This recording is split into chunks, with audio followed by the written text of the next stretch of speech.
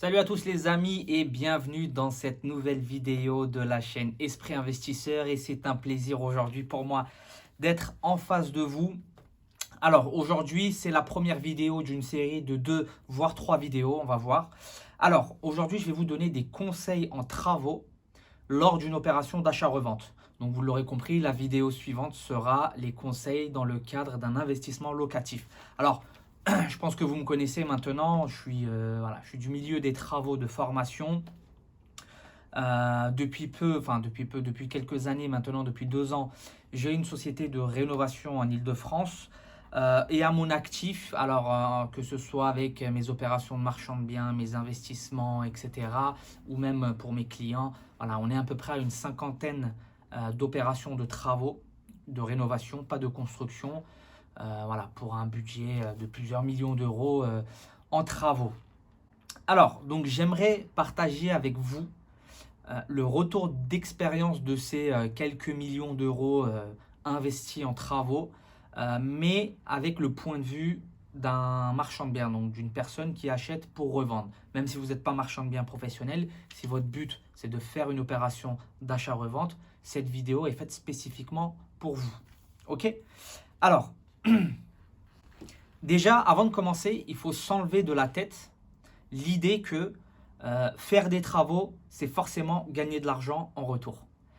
Ça, c'est une idée totalement fausse. J'en ai fait les frais à mes dépens. L'expérience, j'ai aussi de bonnes et de mauvaises expériences avec les travaux. Et notamment, j'ai déjà réalisé des travaux, de gros travaux sur des biens immobiliers, mais qui m'ont rapporté moins que ce que j'ai investi. C'est-à-dire, parfois, j'ai investi, je sais pas, je vais dire des chiffres ronds, 100 000 euros en travaux, mais j'ai pu revendre ce bien que 80 000 euros de plus. Donc, j'ai une perte de 20 000 euros. Ok? Donc, dans ce cas précis-là, les travaux ne sont pas rentables. Il vaut mieux vendre le bien sans faire de travaux. Croyez-moi, les meilleures opérations que j'ai faites, c'était les opérations où j'ai rien fait. Ok, même pas posé un clou. J'en ai des opérations comme ça.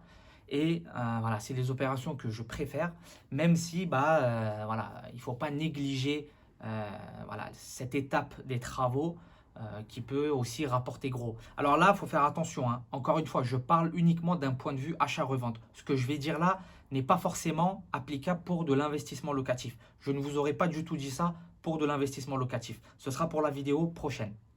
Ok? Donc dans le cadre d'un achat-revente, les opérations que je préfère sont ceux où il n'y a aucun travaux à faire. Ok? Alors, certains travaux ne rapportent pas plus que ce que ça vous coûte. Typiquement, la pose d'une cuisine. Quand je fais de l'achat-revente, dorénavant, je ne pose plus de cuisine.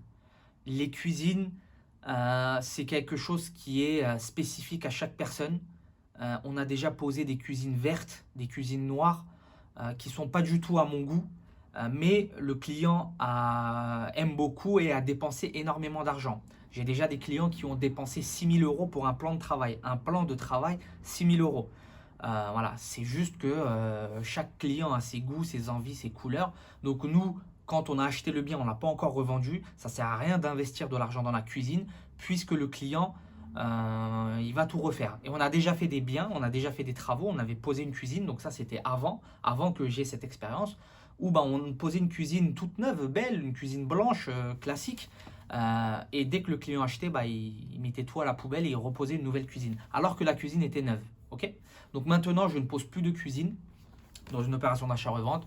Je ramène l'eau, l'électricité, donc je pose les prises, four, plaque, haute à des endroits où il y a de fortes chances qu'il pose son four, sa plaque à tel ou tel endroit.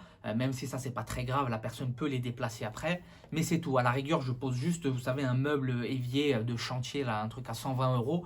Je le pose juste pour dire que ici, c'est la zone cuisine, mais c'est tout. Je n'investis plus d'argent dans la cuisine. Alors, faire beaucoup de travaux, c'est rentable, selon moi, encore une fois, mon point de vue, dans les villes où le prix du mètre carré est élevé, ou alors si vous faites une restructuration du bien, c'est-à-dire c'était un commerce que vous transformez en logement, ou c'était des bureaux que vous transformez en logement, ou vice-versa. Là, les travaux sont rentables. Alors, donc deux petits exemples. Donc l'exemple du prix du mètre carré élevé. Donc on a étudié un bien qui a été conclu par un associé à moi. La maison était vendue au prix du marché. Okay, donc il a acheté le bien au prix du marché. C'est une ville où les maisons ont un prix du mètre carré de 7 500 euros. Okay, voilà, donc on est dans les villes très huppées des Yvelines. Donc le prix au mètre carré du bâti est de 7 500 euros.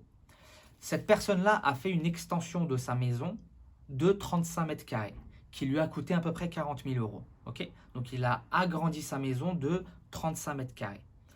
Là, vous comprenez tout de suite pourquoi ces travaux sont très rentables. Alors, effectivement, là, on ne parle pas de travaux de rénovation, mais il faut bien comprendre, ça marche aussi pour la rénovation.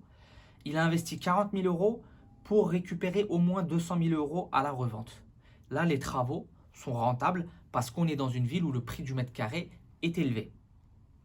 Maintenant, transformation ou restructuration. Pareil, on a étudié un bien à Paris, dans le 14e arrondissement. C'était des bureaux, ok. C'était un immeuble, un petit immeuble. En fait, comment vous expliquer ça? Vous savez, souvent dans les cours arrière des immeubles parisiens, il y a un peu de terrain. Et dans ce bout de terrain-là, il y avait une construction en rez-de-chaussée plus un étage qui était vendu en bureau. Ok, il était vendu pas cher parce que c'est du bureau. Les bureaux, bah, ils n'ont pas trop la cote. Même à Paris, les bureaux n'ont pas trop la cote. En plus de ça, la mairie incite, j'avais fait une vidéo précédente où j'en parlais, la mairie incite beaucoup les gens à transformer leurs bureaux en logement. Il a acheté ce bien, je crois, 6 800 ou 6 900 euros du mètre carré. Là, en investissant 1 500 euros du mètre carré en rénovation, on est très rentable parce que dans le secteur où il est, on est entre 10 et 12 000 euros du mètre carré. Voilà. Donc là, restructuration, transformation, enfin changement d'affectation, là, les travaux sont rentables. Quels sont les travaux pas rentables que j'ai fait? Typiquement, on a acheté un bien dans une ville entre 2 500 et 3 000 euros du mètre carré. On a investi beaucoup d'argent dans les travaux. Et alors, on avait acheté le bien à environ 2 000 euros du mètre carré. Avec les travaux, ça nous a coûté à peu près 2 600, 2 700 euros du mètre carré.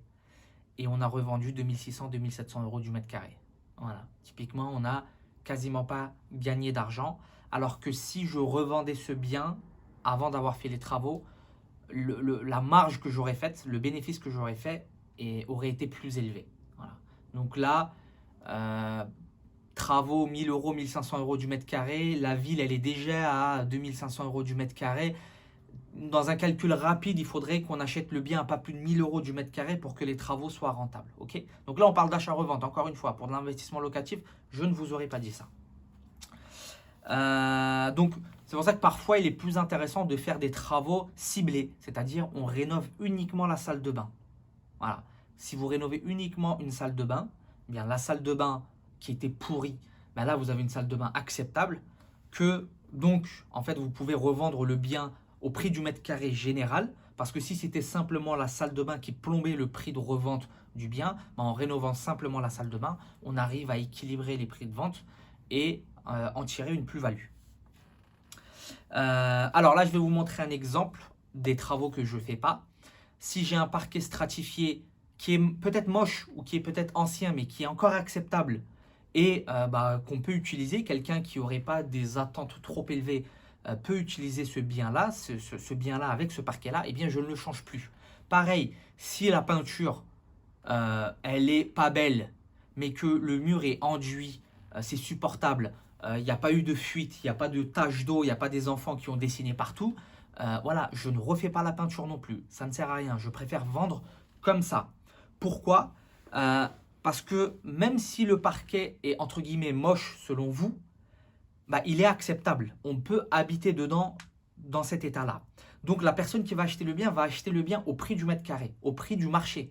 Ensuite, si la personne veut améliorer ce bien en changeant le parquet, refaire la peinture, des peintures de couleur, etc., parce que c'est son goût, eh bien, elle n'aura pas de problème à dépenser un peu d'argent après avoir acheté le bien pour les travaux, parce que c'est pour son plaisir, entre guillemets. Mais le bien, il est acceptable en l'état actuel, donc on ne refait pas des travaux de décoration. Voilà, changer un parquet pour changer un parquet, ça je ne le fais plus. Refaire la peinture simplement pour refaire la peinture ou pour faire semblant qu'on a fait des travaux, ça je ne le fais plus. Encore une fois, je le précise, c'est dans le cadre de l'achat-revente. Ok? Maintenant, je vais vous donner quelques exemples.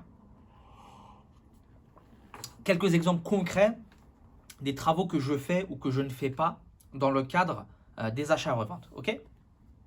Alors, comme je vous l'ai dit tout à l'heure, pour un achat-revente, je ne mets plus de cuisine.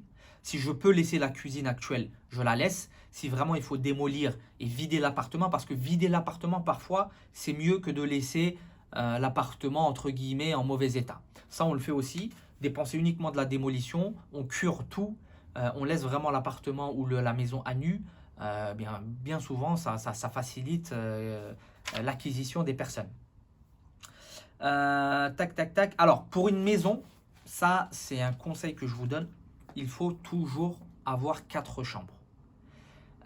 On a fait beaucoup d'opérations. On a acheté des maisons de 3 chambres. On a rajouté une chambre, ok, dans les combles, ou alors simplement en réduisant la taille des autres chambres.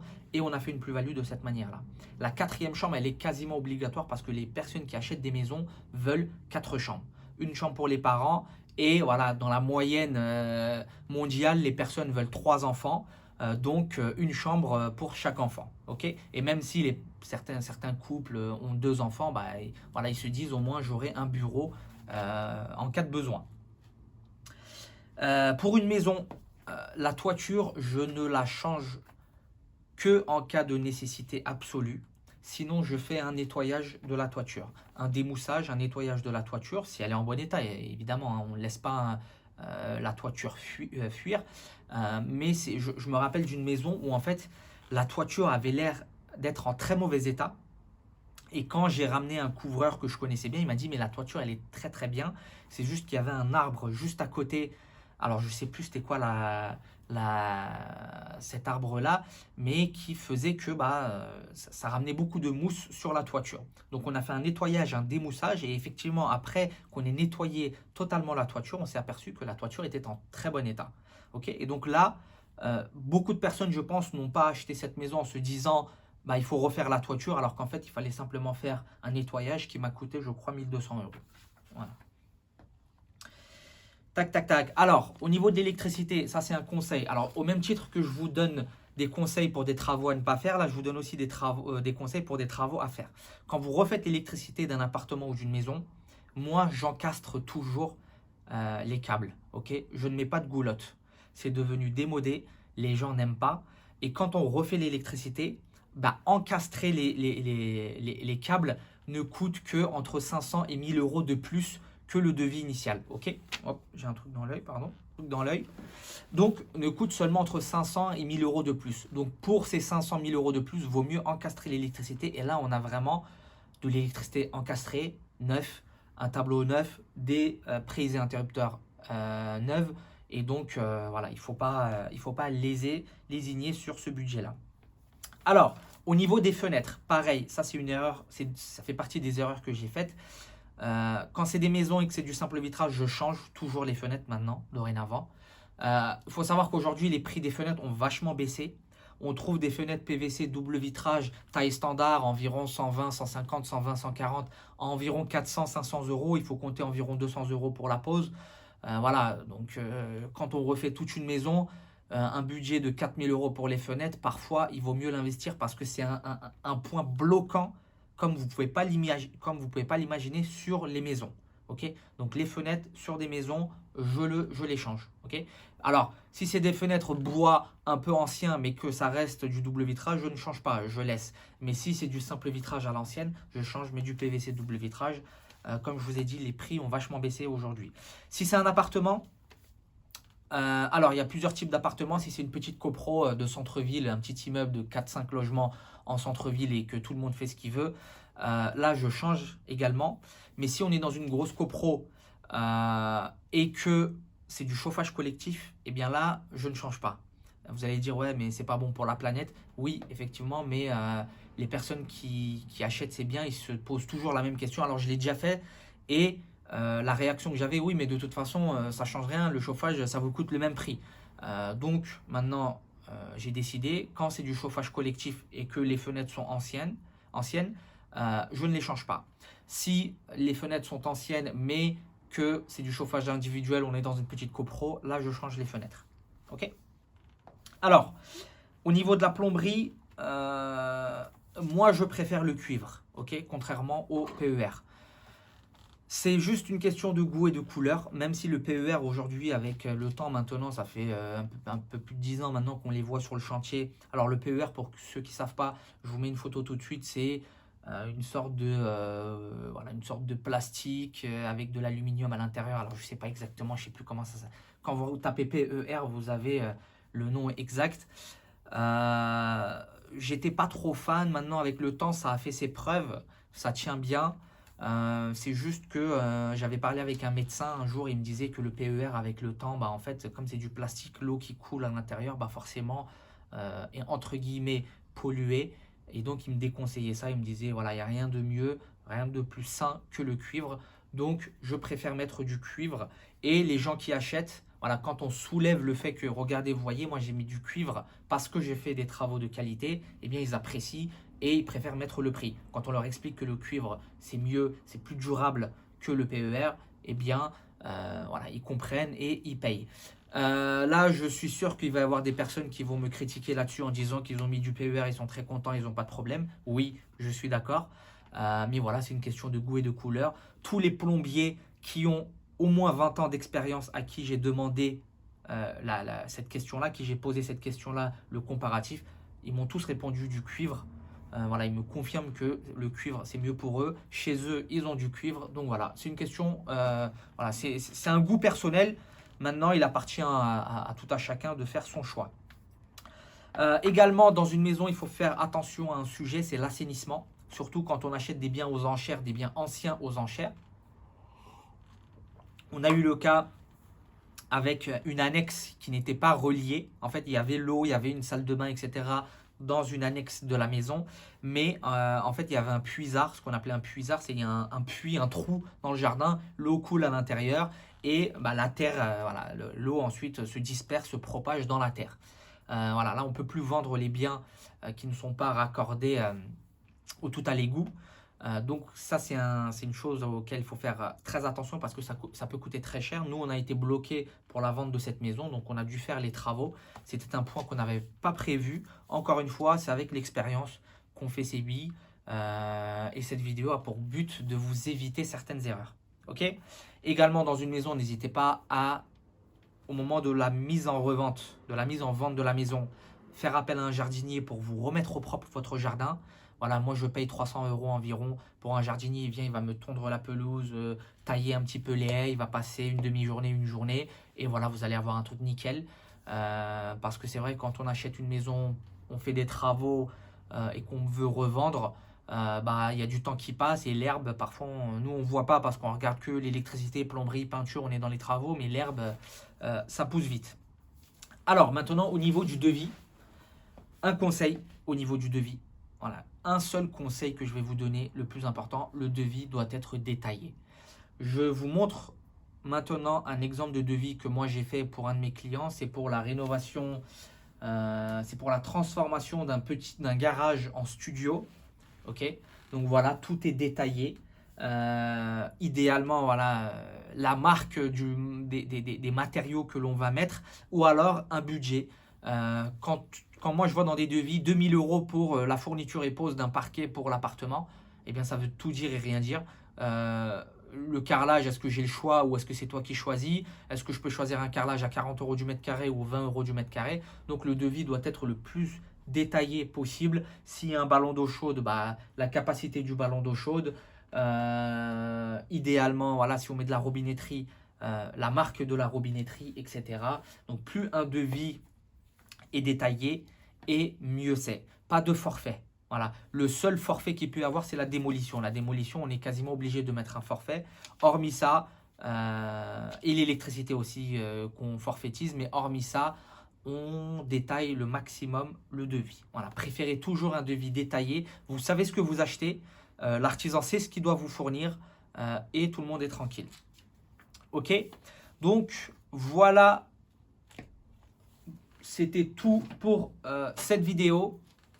Alors, si vous voulez en savoir plus sur la gestion des travaux respectant la qualité, le coût et le délai, j'ai une formation, c'est une de mes formations les plus abouties qui est disponible, le lien est dans la description de cette vidéo, où voilà, sur 25 cours, je vous dévoile toutes mes techniques et astuces pour gagner de l'argent au niveau des travaux, comment faire pour économiser de l'argent, comment faire pour faire respecter la qualité, avoir la meilleure qualité au meilleur prix et en respectant les délais. Sinon, j'organise une conférence dans quelques jours en ligne où je vais vous parler de travaux, de vente aux enchères, de vente par mandataire. Et pareil, le lien est dans la description de cette vidéo. Il n'y a que 100 places. Voilà. Il y aura plus de 100 inscrits, mais seuls les 100 premiers à se connecter à la conférence pourront participer à celle-ci. Également, si jamais vous souhaitez que j'intervienne sur les travaux, sur vos travaux de rénovation en Ile-de-France seulement, vous pouvez me contacter via mon email erkan@espritinvestisseur.com. Voilà, je me ferai un plaisir de vous appeler et de faire un devis dans le cas échéant. En tout cas, moi je vous dis à bientôt les amis pour une prochaine vidéo. Dans quelques jours, il y aura la suite de cette vidéo pour l'investissement locatif. N'hésitez pas à vous abonner et moi je vous dis à bientôt. Salut à tous!